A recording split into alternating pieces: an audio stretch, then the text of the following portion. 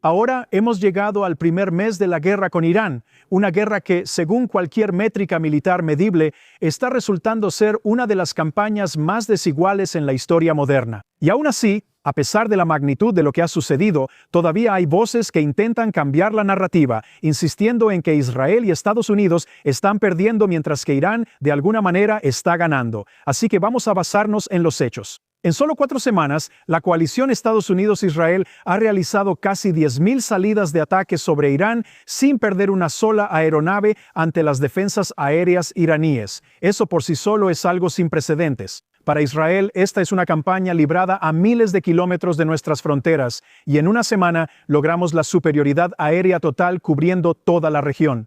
La mayoría de los altos mandos de Irán han sido eliminados. La marina iraní ha sido destruida por Estados Unidos. Su fuerza aérea ha sido neutralizada. Y según múltiples evaluaciones, aproximadamente el 75% de la infraestructura militar e industrial de Irán ha sido eliminada.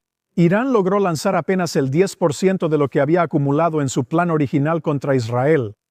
Y ojo, este es un país del tamaño de Alaska, con una población de 90 millones. Los altos funcionarios iraníes están viviendo en búnkeres.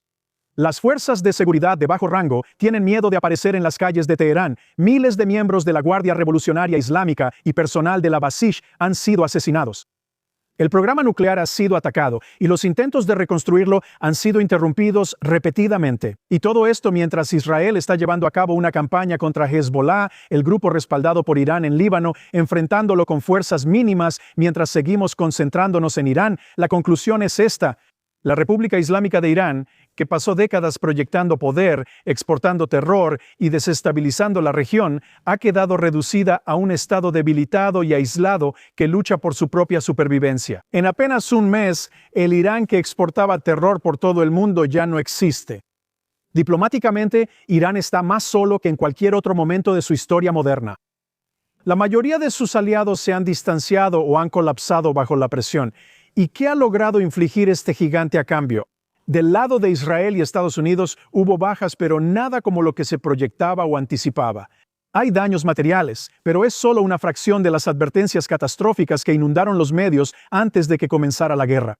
Sí, puede ser molesto correr a los refugios por la noche y las advertencias y sirenas son inconvenientes, pero estamos en medio de una campaña histórica que está transformando fundamentalmente nuestra realidad en materia de seguridad, quizás por generaciones.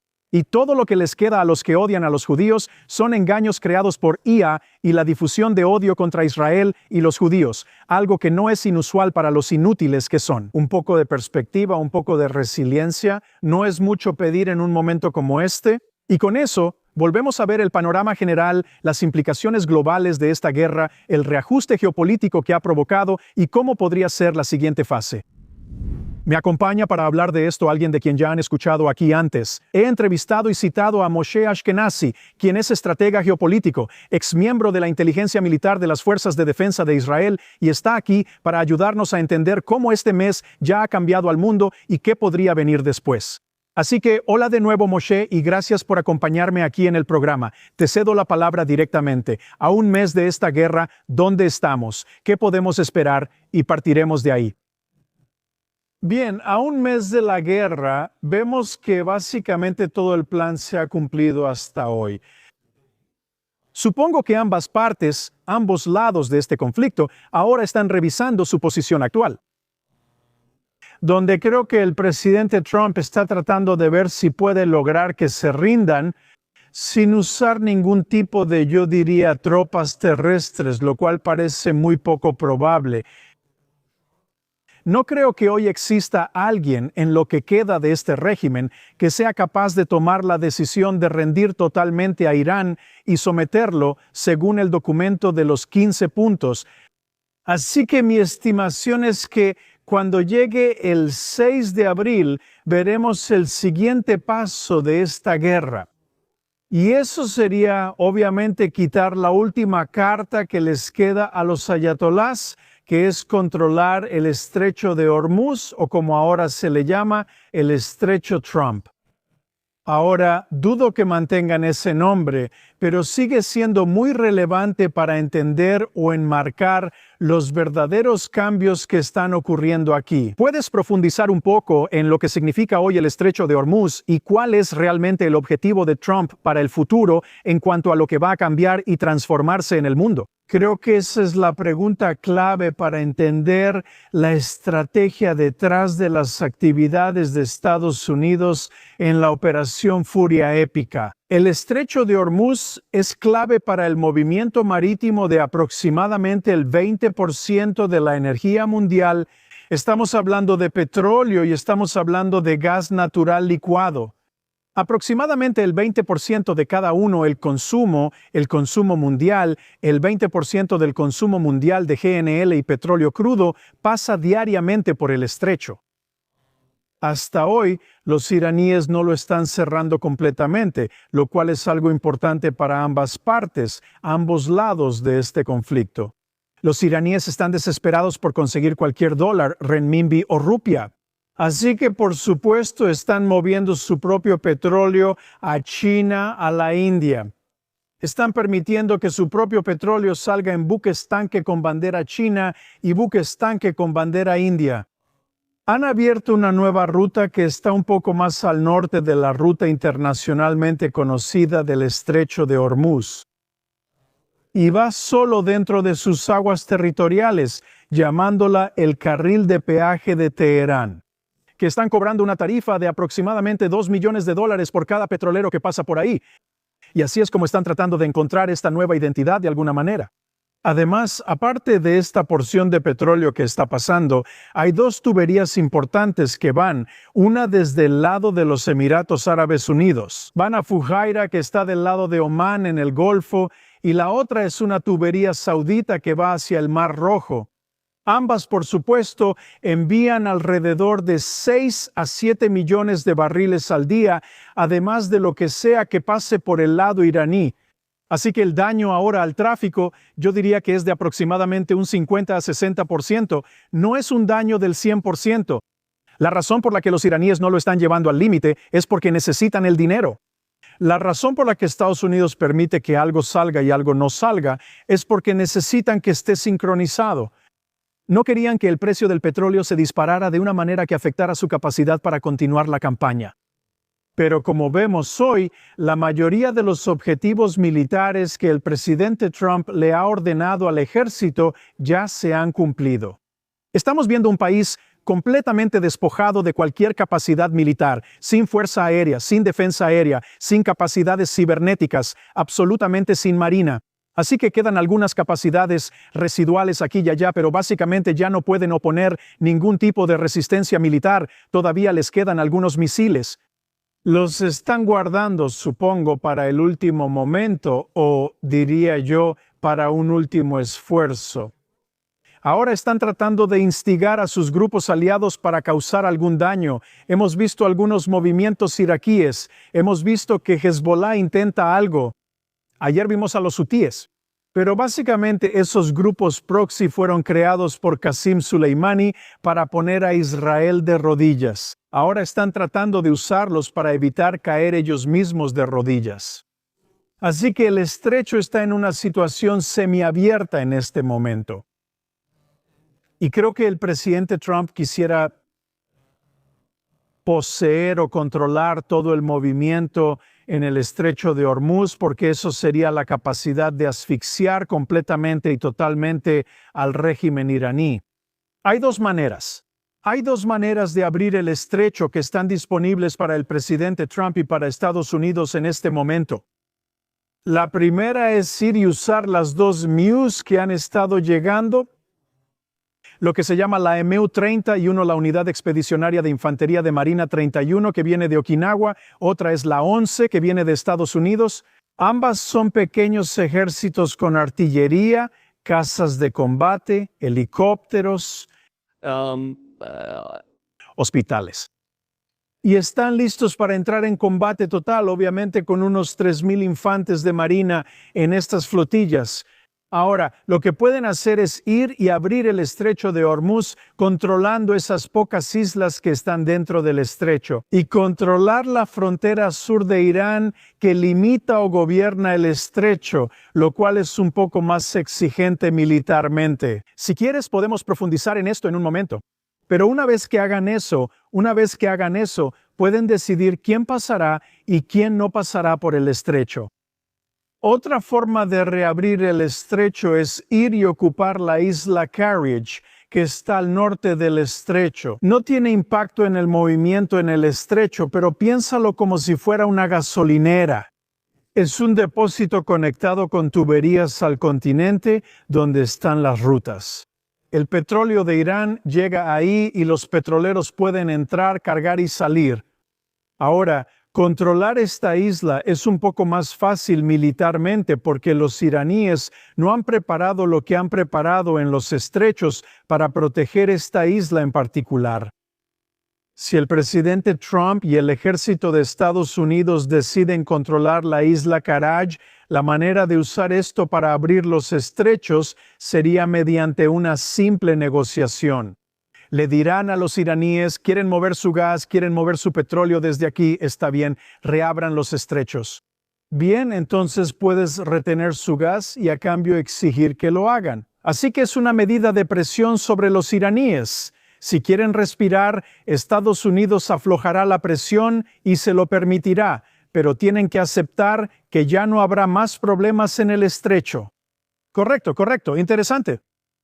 Así que no hay absolutamente ninguna necesidad de controlar tanto el estrecho como la isla Karaj, según lo que yo entiendo, según lo que puedo analizar. Así que supongo que si Estados Unidos va y abre el estrecho directamente, habría dos maneras para que ellos avancen a partir de ese punto. Una sería controlar el movimiento del petróleo como ellos consideren conveniente a través del estrecho. Pero si los petroleros chinos intentan ir a la isla Karaj, dudo que Estados Unidos intente enfrentarse militarmente a un petrolero chino. No tiene sentido hacer eso. Y si en ese momento Estados Unidos quisiera evitar que ese petróleo salga, lo que pueden hacer es simplemente bombardear la isla Karaj, bombardear los oleoductos en la isla Karaj. Así que ya no sale petróleo del continente. No tiene sentido perseguirlo ni retenerlo. Básicamente puedes desmantelarlo o decapitarlo. Y no habría ninguna razón para que los barcos chinos entren ahí de todos modos. Así que también elimina el posible conflicto entre Estados Unidos y China. Absolutamente. Y los chinos, por supuesto, pueden obtener tanto petróleo como quieran de Arabia Saudita, Kuwait, Irak o cualquier otro productor del Golfo. Así que de ninguna manera es una declaración de guerra contra China, ni un intento de asfixiar a China, ni nada que tenga que ver con China.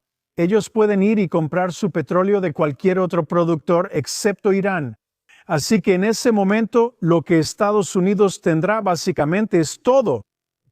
No queda nada en Irán que puedan hacer. Esta es la última carta significativa que les quedaba. Ahora pueden imponer un bloqueo militar, aéreo, marítimo y económico a Irán hasta que este régimen restante colapse por sí mismo. No pueden pagar salarios, no pueden mantener la economía en marcha, no hay importaciones ni exportaciones en un escenario así. El lugar está en ruinas, no creo que puedan resistir más de unos pocos meses. Incluso Pezeshkian, el presidente de Irán, fue citado diciendo que solo les queda un mes antes de estar completamente en bancarrota. Esto es importante aquí y quiero enfatizar este punto. Lo que acabas de describir es todo lo que es un interés estadounidense. No tiene nada que ver con Israel. En esta guerra sí hubo una combinación o una alineación de los intereses estadounidenses con los intereses israelíes. Pero todo esto, ya sabes, Israel tenía la amenaza que Irán representaba para ellos y que nosotros teníamos que desmantelar. Pero el resto de esto, con el petróleo, con lo obvio de que Irán era una amenaza internacional por su terrorismo, pero cuando hablas de estos otros intereses o estas otras cosas, es puramente un interés estadounidense, algo que Estados Unidos ha estado haciendo a nivel global, y eso es lo que tenemos que recalcarle a la gente aquí, o aquellos que intentan pintar esto como si Estados Unidos estuviera peleando la guerra de Israel. Estas cosas no tienen nada que ver con Israel. Absolutamente, por supuesto que no. Regresemos unos meses, ¿de acuerdo? Estados Unidos se enfrenta básicamente a tres grandes oponentes en el ámbito internacional. Los rusos, los iraníes y los chinos, todos estos tipos han creado una coalición que juntos están formando una amenaza significativa para Estados Unidos. Ahora, a Estados Unidos se le ha presentado una oportunidad para eliminar a un jugador importante de esta ecuación, que es Irán. Y este es un punto muy importante porque el estrecho de Hormuz va a ser un punto de estrangulamiento muy importante en el futuro. Cuando intentas evitar que China se mueva hacia el oeste y cree cada vez más influencia a medida que avanza. Solo imagina que Trump cederá ante las presiones internas y externas para detener la guerra ahora, hará las concesiones que sean necesarias y se retirará de la escena. ¿Quién ocupará de inmediato el vacío que se cree? Por supuesto, China. Ellos comprarían Irán completo por unos cuantos centavos por dólar porque este país está destruido y alguien tendrá que restablecerlo, construir infraestructura y equiparlos con poder militar. Así que China va a disfrutar de todo lo que Estados Unidos ha hecho hasta ahora. Y si la gente tiene alguna duda sobre eso, sobre lo que estás diciendo, solo hay que ver cuánto ha invertido China en áreas dentro de Estados Unidos y dentro de Europa, incluso en Israel. Compraron el puerto de Haifa. Así que los chinos estaban haciendo esto independientemente de lo que Trump hubiera hecho, y Trump identificó esta amenaza para los intereses estadounidenses. Absolutamente, absolutamente. Así que, en mi opinión, nunca ha habido duda de que esto es un gran interés estratégico de Estados Unidos. Terminar con este régimen y definitivamente al menos quitarle las garras y los colmillos y hacerlo un poco más sumiso. Porque la manera en que están tratando de instigar la guerra y la violencia en toda la zona es muy perjudicial para los intereses de Estados Unidos. Mira a los países del Golfo. Aparte de Qatar, que en este momento está traicionando completamente los intereses estadounidenses con su posición tan peculiar, déjalos de lado. El resto de los países del Golfo, Arabia Saudita, Bahrein, Kuwait, los Emiratos Árabes Unidos, todos tienen posturas muy claras, muy específicas y muy bien articuladas. Están presionando a Estados Unidos. Adelante, adelante, adelante. Quieren terminar con esto. No quieren vivir con este monstruo debajo de su cama. Y todos entienden que esto es algo que ya no se puede sostener. Hace apenas 10 días dispararon el misil recorriendo 4,000 kilómetros hasta la base aérea de Diego García. Ahora solo mueve este misil y apúntalo hacia el oeste y estarás alcanzando Roma. Estás alcanzando Berlín. Estás alcanzando Francia. Ahora no tengo ninguna expectativa de los europeos. Están completamente emasculados. Están completamente pacificados. Las doctrinas woke los han confundido por completo. No quiero decir que sea demasiado tarde para ellos, espero que no sea demasiado tarde para ellos, pero realmente no son personas que puedan defender sus intereses. Pero la gente en América debe entender que pasar de 4,000 a 10,000 kilómetros es ingeniería. Y los iraníes están recibiendo mucho apoyo de Corea del Norte y de China. Así que en cuestión de pocos años, tal vez 2, tal vez 3, tal vez 5 como máximo, podrán apuntar misiles desde Irán hasta Nueva York. Y más o menos al mismo tiempo, si nosotros, los israelíes y los estadounidenses, no hubiéramos intervenido, ellos ya tendrían armas nucleares. Absolutamente. Así que ahora, solo imagina a Irán con armas nucleares con un alcance de 10,000 kilómetros controlando el estrecho de Hormuz y siendo influido y controlado por China. ¿Puedes imaginar un escenario peor para Estados Unidos que el que acabo de describir? Cualquiera que diga que Estados Unidos está haciendo esto por Israel simplemente no entiende de lo que está hablando. Eso es un completo disparate.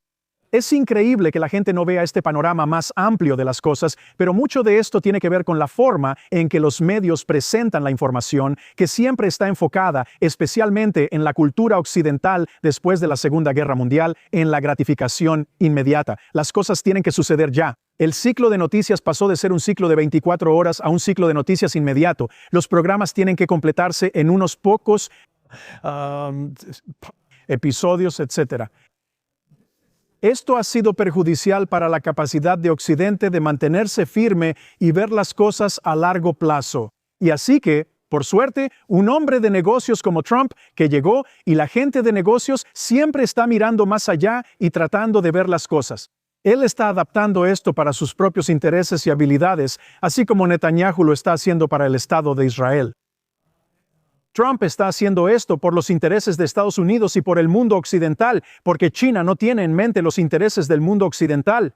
Lo que ellos buscan es lo que más les conviene y también están pensando en el futuro. Y aquí lo que la gente no entiende, y no se trata solo del petróleo para los autos. No es solo el petróleo que nos permite volar de un lugar a otro y disfrutar de nuestras vacaciones. El petróleo es la parte más importante del futuro, que es la tecnología de inteligencia artificial. ¿Y hacia dónde vamos? Trump fue lo suficientemente inteligente para ver esto y entender hacia dónde va China, y asegurándose de que los estadounidenses protejan los intereses de Estados Unidos. Así puedes viajar con tu auto, puedes irte de vacaciones y puedes hacerlo sin la preocupación de que el mundo esté siendo controlado por China. Así que si puedes profundizar un poco más sobre las tecnologías del futuro y cómo el petróleo se vuelve mucho más importante para eso. Cualquiera que diga que necesitamos lograr todos los resultados de inmediato y que no estamos dispuestos a pagar ningún precio por nuestra independencia, por nuestra libertad, por nuestra forma de vida, bueno, que lo diga él. Yo no estoy de acuerdo con eso. Nosotros en Israel, mi hijo ha cumplido 7 periodos de servicio militar en los últimos 2, 3 años. Y así todos los hijos de mis amigos. Lo mismo con los míos, y tengo otro que se enlistó esta semana. Dios lo proteja, así que cuídalo a él y a todos los soldados de Israel y de Estados Unidos y de Estados Unidos. Mira, aquí estamos tratando con pueblos antiguos, muy antiguos, ¿verdad? Los persas. Solo hay 4 pueblos antiguos significativos en el Medio Oriente. Recapitulemos. Vamos a elevar un poco la conversación, ¿de acuerdo? Vamos a llevar la discusión a un nivel más alto hasta que hablemos del elemento tailandés en todo esto. Solo 4 pueblos históricos significativos. Por supuesto, los judíos, el pueblo judío. Hemos estado aquí en Judea y Samaria, Judea, un nombre que ya no necesita explicación, ¿verdad? Luego, por supuesto, están los egipcios desde la época de los faraones, desde los días de los faraones. Están los otomanos, hoy Turquía. Y por supuesto, están los persas. Todos los demás países han sido dibujados en un mapa con una regla por 6 y pico al final de la Primera Guerra Mundial. Sin tener en cuenta ningún tipo de confianza, elementos tribales ni religiosos, simplemente lo dibujaron como quisieron, y ahí ves los resultados. Los países están siendo desmantelados minuto a minuto: Irak, Siria, Libia y, por supuesto, Líbano. Mira, Yenan, en todos lados porque no hay coherencia en ningún lugar. Así que estamos hablando de personas muy pacientes, muy decididas y muy capaces. Y su esfuerzo por obtener energía nuclear ha estado en marcha durante casi 30 años ya. Y Estados Unidos también se ha enfocado en esto durante muchos, muchos años. En 2009, la inteligencia de Estados Unidos detectó que estaban tratando de excavar un búnker a 80 o 90 metros de profundidad bajo la montaña Fodor, justo al sur de Qom, la ciudad más importante registrada religiosamente. Y luego su Congreso, el Congreso de Estados Unidos, se apresuró a autorizar un presupuesto para una bomba antibúnker que pudiera llegar hasta 80 metros de profundidad. Y 2 años después, en 2011, Boeing presentó la GBU-57 que llega a 60 metros. Así que ustedes se han enfocado durante muchos años en este riesgo. Siempre han mantenido en mente que nunca se debe permitir. Y en 2005 finalmente hubo un presidente dispuesto a tomar acción y no quedarse de brazos cruzados. Mientras ellos están cruzando el punto de no retorno con su esfuerzo, diciendo cosas como lo hicieron los norcoreanos durante la época de Lincoln. Y hoy no hay manera de volver a meter a este demonio en la botella, pero aquí todavía tenemos una oportunidad. Lo hemos evitado. Nosotros, los israelíes, los hemos detenido 1 vez, 2 veces y 3 veces. Y ahora vino Estados Unidos en 2005, junio de 2005, y bombardeó Fort Hall y bombardeó el TASS. Y ahora ya casi llegamos. Así que cualquiera que abogue por detenerse, ahora básicamente está sentado en un partido de béisbol. Esta es la 9ª entrada. Estamos ganando. Y él dice, vamos a rendirnos, vamos a darles la victoria técnica. ¿Por qué haríamos eso? ¿Por qué haríamos eso? Eso es una locura. Absolutamente, Moshe, tú y yo podemos seguir hablando por mucho tiempo, pero estamos limitados. Y como sabemos, la paciencia de la gente aquí en Occidente es muy limitada. Así que si pudieras... Me gustaría terminar preguntando, ¿cómo percibes el futuro? ¿Qué esperas? Solo algunas reflexiones finales y podemos irnos a celebrar Pesaj. ¿Sí? Así que yo creo lo siguiente. Creo que dirán que no. Los iraníes dirán que no a los 15 puntos. Y creo que el presidente Trump dará la orden. Y los intercambios serán abiertos y controlados por Estados Unidos. Y a partir de ese momento, la campaña puede pasar a una etapa más, diría yo, relajada, donde habrá ataques precisos desde el aire por parte de la Fuerza Aérea de Israel y la Fuerza Aérea de Estados Unidos. Habrá un bloqueo completo, económico, marítimo y aéreo, hasta que este régimen caiga. Y ten en cuenta una cosa importante.